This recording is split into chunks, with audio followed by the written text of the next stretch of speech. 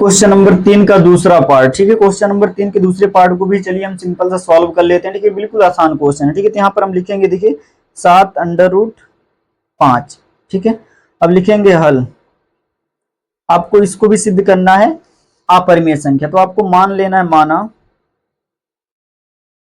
7√5 एक परिमेय संख्या है। परिमेय संख्या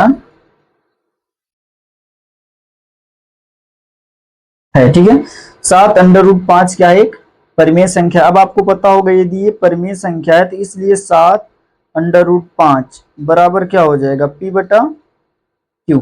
ठीक है, क्योंकि जो परिमेय संख्या होता है उसे हम P बटा Q के फॉर्म में लिख सकते हैं। और आपको यहाँ पर लिखना है जहां P और Q सहभाज्य संख्या है, सहभाज्य संख्याएं हैं। ठीक है, सहभाज्य संख्याएं हैं और Q इक्वल टू नॉट 0 है। ठीक है, सहभाज्य संख्या क्या होता है? जिसका HCF 1 होता है या फिर जिनका एक और स्वयं के अतिरिक्त अन्य कोई घनिष्ठ गुणनखंड ना हो। ठीक है, उसे हम सहभाज्य संख्या कहते हैं। अब देखिए इसके आगे क्या हो जाएगा? सिंपल सा आपको लिखना है 7√5 बराबर P बटा Q। हमने आपको हमेशा बताया कि √5 को ऐसे क्वेश्चनों में सिद्ध करने वाले में हम √5 को या जो कोई भी क्वेश्चन रूट में रहेगा उसको हम अकेला छोड़ेंगे। तो √5 बराबर क्या हो जाएगा? P बटा Q। और इधर देखिए 7 गुणे में इधर आएगा, भाग में हो जाएगा 7Q, तो P बटे 7Q हो जाएगा। और इसको आपको मान लेना समीकरण 1। ठीक है, समीकरण 1 हो गया आपका सिंपल सा। अब समीकरण 1 है ना, तो आपको लिखना है चूंकि दो पूर्णांकों का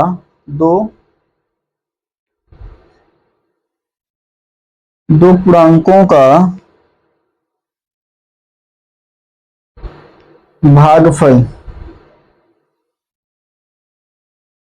दो पूर्णांकों का भागफल एक परिमेय संख्या होता है। एक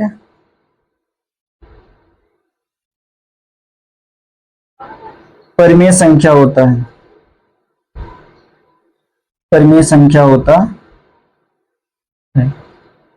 ठीक, क्योंकि दो पूर्णांकों का भागफल एक परिमेय संख्या होता है। ठीक है, अतः आपको लिख देना है जब दो पूर्णांकों का भागफल एक परिमेय संख्या होता है। ठीक, अतः P बटे 7Q, 7Q भी क्या हो जाएगा? एक परिमेय संख्या है, एक परिमेय संख्या है। और यदि ये एक परिमेय संख्या तो आप देखिए समीकरण 1 से √5 भी क्या हो जाएगा? एक परिमेय संख्या हो जाएगा। समीकरण 1 से √5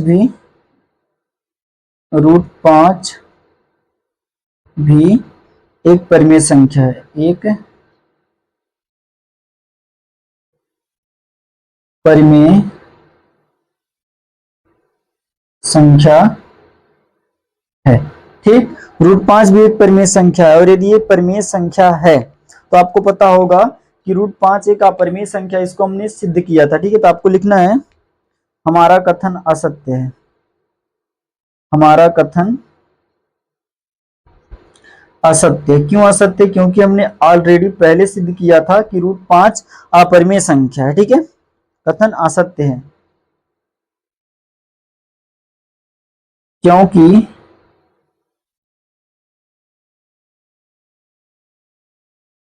आपको रीजन में क्या लिखना है? लिख देना है क्योंकि हम जानते हैं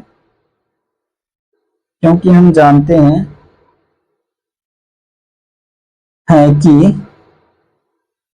√5 एक अपरिमेय संख्या है, एक अपरिमेय संख्या है। जब इसको हम अपरिमेय संख्या सिद्ध किए तो हम इसको परिमेय संख्या थोड़ी ना सिद्ध कर सकते हैं। ठीक है, अपरिमेय संख्या है। और यदि ये अपरिमेय संख्या है, ठीक है, तो इसको हम परिमेय संख्या सिद्ध नहीं कर सकते हैं। तो आपको लिख देना अतः 7√5 भी एक अपरिमेय संख्या है। अपरिमेय संख्या